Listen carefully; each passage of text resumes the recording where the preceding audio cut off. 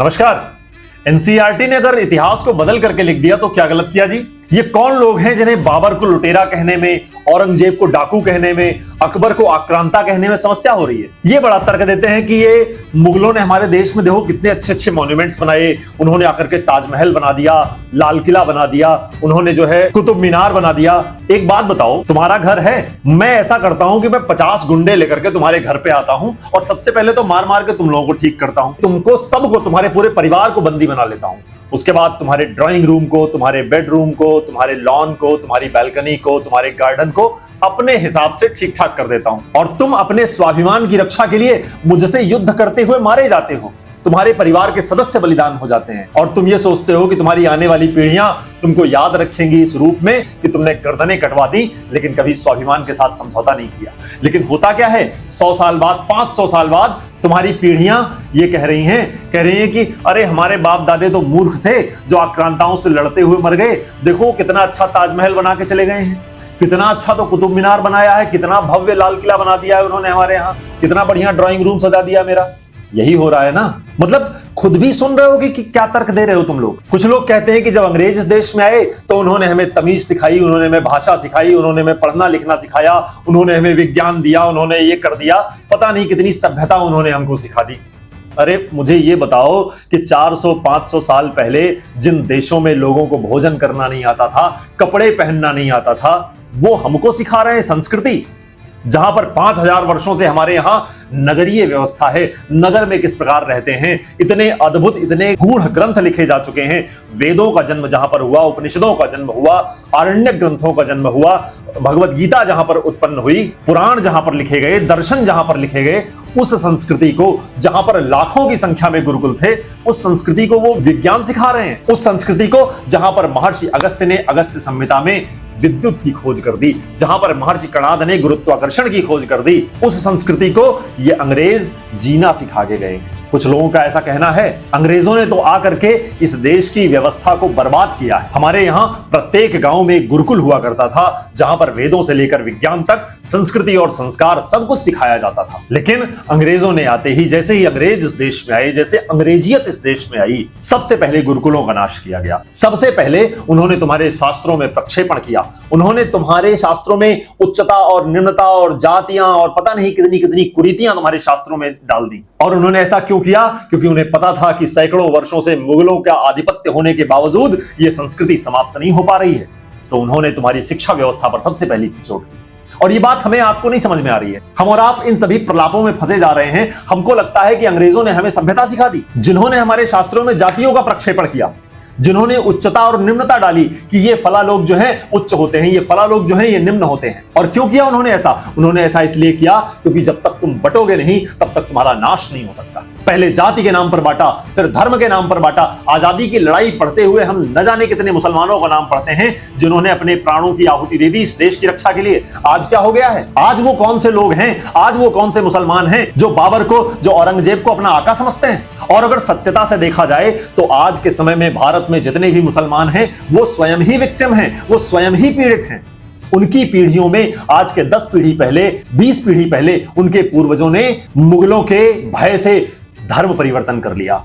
वो स्वयं पीड़ित हैं, पर हमारी शिक्षा व्यवस्था ने, हमारी राजनीति ने हमको इतना अपाहिज बना दिया है कि हम उन तक इस बात को भी नहीं पहुंचा पा रहे हैं कि तुम स्वयं ही पीड़ित हो उन्हीं आक्रांताओं की जिनकी तुम पूजा कर रहे हो। उन्होंने ही तुम्हारे पूर्वजों को मार करके, उनको प्रताड़ित करके मुसलमान बनाया। लेकिन राष्ट्रीयता के प्रति इतनी हीन भावना उनके मन में भरी गई कि उनको वही आक्रांता अपने रहनुमा लगते हैं। हम अगर असली विषय पर चर्चा करें तो अंग्रेजों ने इस देश के साथ क्या किया है? उन्होंने हमारी शिक्षा व्यवस्था, हमारी चिकित्सा व्यवस्था, हमारा अर्थशास्त्र, हमारा विज्ञान, हमारे वेद, इन सब को समाप्त किया। उन्होंने हमारे मन में इन सब के प्रति ऐसी हीन भावना भरी कि आज भी देश में न जाने ऐसे कितने लोग हैं जो मानते हैं कि अंग्रेजों ने हमें सभ्यता सिखाई, अंग्रेजों ने हमें तरीका सिखाया है। ये कहते हुए हम इस बात को क्यों नहीं सोचते हैं कि ये जितने भी बड़े वैज्ञानिक हैं, आइंस्टीन हो, न्यूटन हो, डाल्टन हो, डार्विन हो, ये जितनी भी श्रृंखला है, ये सब 16वीं, 17वीं, 18वीं शताब्दी में ही क्यों पैदा हुए? इससे पहले क्यों नहीं हो गए थे? जब अंग्रेज भारत आए हैं उसके बाद ही सारा विज्ञान उनके यहाँ क्यों पनपा? क्योंकि उन्होंने तुम्हारे शास्त्रों को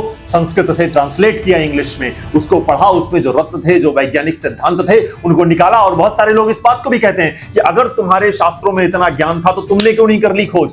यही प्रश्न मेरा भी है कि ये सारी वैज्ञानिक खोजें जो भारत से होनी चाहिए थी वो भारत में क्यों नहीं हुई। इसका एक ही उत्तर है कि उस शास्त्र के प्रति हमारे मन में इतनी हीन भावना भर दी गई, इतनी हीन भावना भर दी गई कि हमने उस शास्त्र को खोलना भी उचित नहीं समझा। और ये जो प्रश्न है यह भी हीन भावना से ही उत्पन्न हो रहा है कि अगर तुम्हारे शास्त्रों में सब था तो तुमने क्यों नहीं कर लिया। ये प्रश्न भी हीन भावना से ही उत्पन्न हो रहा है दोस्त, क्योंकि जो लोग ये प्रश्न कर रहे हैं उन्होंने भी खोल करके नहीं देखा शास्त्र भी कि लिखा भी हुआ है कि नहीं लिखा है, बस प्रश्न कर रहे हैं वो, क्योंकि उन्हें विश्वास नहीं हो रहा है। हम जब बहुत समय तक आंखों पर पट्टी बांध करके रखें तो जब वो पट्टी हटती है तो कुछ समय के लिए इतना प्रकाश आसपास होता है कि हमारी आंखें चकाचौंध में आ जाती हैं, हमें कुछ दिखाई नहीं देता।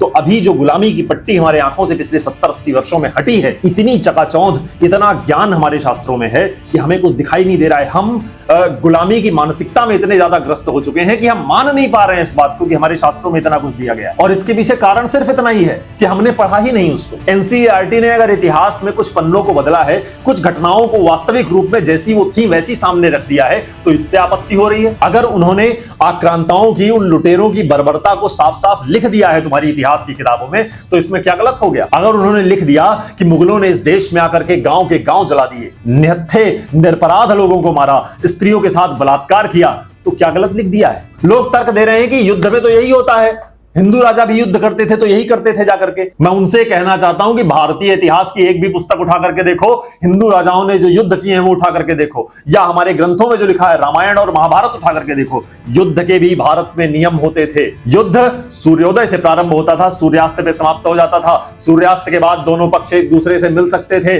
मित्रता के साथ मिल सकते थे। रात को युद्ध नहीं हुआ करते थे। युद्ध सैनिकों के बीच में हुआ करता था, सामान्य नागरिक उसमें शामिल नहीं होता था। युद्धों में हार जाने पर स्त्रियों का बलात्कार नहीं किया जाता था। युद्ध बंदियों के साथ अमानवीय व्यवहार नहीं किया जाता था। और युद्ध में विजयी राजा पराजित राजा के राज्य को भी अपना ही राज्य समझता था। वो ये नहीं समझता था कि यहाँ के लोग भी मेरे शत्रु हैं, इन लोगों को भी मार के समाप्त कर दिया जाए। और मुझे लगता है कि शायद इन्हीं कारणों से जब मुगलों ने पहली बार आक्रमण किया इस देश पर तो यहाँ के राजा उनसे पराजित हो गए, क्योंकि यहाँ के राजाओं के लिए तो युद्ध के भी नियम थे और उन बर्बर, उन डाकुओं के लिए, उन लुटेरों के लिए कोई नियम नहीं है। छल करना पड़े, धोखा देना पड़े, जैसे भी हो बस युद्ध में जीतना है, कैसे भी करके अमानवीय व्यवहार करना पड़े लेकिन बस युद्ध में जीतना है। चाहे गांव जला दो, चाहे बच्चों को मार दो, चाहे स्त्रियों को उठा ले जाओ, चाहे युद्ध बंदियों के साथ ऐसा व्यवहार करो, इस प्रकार का अमानवीय व्यवहार करो कि जो एक व्यक्ति कल्पना भी नहीं कर सकता है। ये सब कुछ इतिहास की पुस्तकों में लिखा हुआ है। यहाँ के सारे मंदिरों को तोड़ दो, मंदिरों के ऊपर मस्जिदों की मीनारें बना दो। इस तरह का युद्ध पहली बार ही देखा होगा भारतीय राजाओं ने। और आज जब एनसीईआरटी की पुस्तकों में वो सत्य, इतिहास की पुस्तक में वो सत्य लिख दिया गया है तो बहुत सारे लोगों को आपत्ति हो रही है। क्या आपत्ति है? अगर भविष्य में संकट कभी आता है दोबारा इस प्रकार का, तो कम से कम यहाँ के लोग, यहाँ की आने वाली पीढ़ियां उस चीज के लिए तैयार तो रहेंगी। जब Babar road, Akbar road, Bakhtiyarpur junction, इस तरह के स्टेशनों के नाम जब देखेंगे, जिस नालंदा विश्वविद्यालय को बख्तियार खिलजी ने समाप्त कर दिया, बर्बाद कर दिया, तहस नहस कर दिया, उसके नाम से उस शहर का नाम जाना जा रहा है। गजब की बात हो रही है। आजादी के 70-80 वर्षों बाद भी आज हम उस जगह का नाम नहीं बदल पाए हैं। ये है हमारी गुलामी की मानसिकता। और अगर कोई व्यक्ति बदलने चलता है उसको, तो हम ही खड़े हो जाएंगे कि देखो ये हमारे देश के साथ कितना बड़ा मजाक कर रहे हैं लोग। तो इतिहास पढ़ना इसीलिए जरूरी है। जब हम गाड़ी चला रहे होते हैं तो सामने एक विंडशील्ड होती है, बहुत बड़ा कांच होता है जिससे हमें आगे दिखता है, भविष्य दिखता है, लेकिन उसमें 3 शीशे और होते हैं, 2 बाहर और एक अंदर, जिससे हम पीछे देखते हैं। और बिना उन 3 शीशों के गाड़ी चलाई नहीं जा सकती। तो इसी प्रकार इतिहास वो बैक मिरर है जिससे हम इतिहास में हुई भूलों को देखते हैं, भूतकाल में हुई भूलों को देखते हैं, जिससे हम भविष्य में वो गलतियां दोबारा ना करें। और अगर वो शीशे ही हमको गलत दिखाएंगे, पार्शियल दिखाएंगे, तो हमारा एक्सीडेंट होना तय है। एक तर्क और दिया जाता है कि छत्रपति शिवाजी महाराज का जो सेनापति था वो मुसलमान था, जो औरंगजेब का सेनापति था वो हिंदू था। तो ये सब जो लड़ाइयां थी ये संस्कृति की रक्षा की नहीं थी, ये देश की रक्षा की लड़ाई नहीं थी, ये तो बस राजनीतिक लड़ाई थी। आपस में लोग लड़ रहे थे कि ये साम्राज्य विस्तार कर सके। मैं मानता हूं कि बिल्कुल ठीक बात है, उस मुगल का सेनापति हिंदू था, लेकिन ऐसे ही गद्दार हिंदुओं की वजह से मुगलों का आधिपत्य इस पूरे देश पे हो पाया। किसी कवि ने लिखा है कि युद्धों में कभी नहीं हारे हम, डरते हैं छल छंदों से, हर बार पराजय पाई है अपने घर के जयचंदों से। तो इन्हीं जयचंदों की वजह से इस देश में विदेशी आक्रांताओं ने शासन किया और इन्हीं गद्दार हिंदुओं ने इस देश का सर्वनाश किया। और छत्रपति शिवाजी महाराज की सेना में जो मुसलमान सेनापति था वो रहा होगा कोई खुददार मुसलमान, जिसने बाहर से आए हुए आक्रांताओं का बाहर से आए हुए लुटेरों का आधिपत्य स्वीकार नहीं किया, जिसके अंदर की खुददारी ने, जिसके अंदर के देश प्रेम ने, जिसके अंदर के राष्ट्रभक्ति ने उसे मुगलों की गुलामी करने की इजाजत नहीं दी, तो उसकी इसी खुददारी की वजह से उसने छत्रपति शिवाजी महाराज की सहायता की। तो क्या गलत है इसमें? देखिए, इतिहास इसलिए महत्वपूर्ण होता है क्योंकि अगर हमारे देश के नायक छत्रपति शिवाजी महाराज होंगे, महाराणा प्रताप होंगे, चंद्रशेखर आजाद होंगे, सरदार भगत सिंह होंगे, सुभाष चंद्र बोस होंगे, तो आने वाली पीढ़ियों में हमें उनका प्रतिरूप दिखाई देगा। और अगर हमारे सामने बाबर, अकबर, औरंगजेब इन जैसे लोगों को महिमा मंडित किया जाएगा और हमारी इतिहास की किताबों को इनके गुणगान से भर दिया जाएगा, तो फिर वो दिन दूर नहीं कि शक्ति के लोभ में, सत्ता के लोभ में एक भाई दूसरे भाई की हत्या करेगा, अपने पिता को कैद में डालेगा और अपने भाई की हत्या करके उसके सिर को काट करके अपने पिता के सामने प्रस्तुत करेगा, जैसा औरंगजेब ने किया।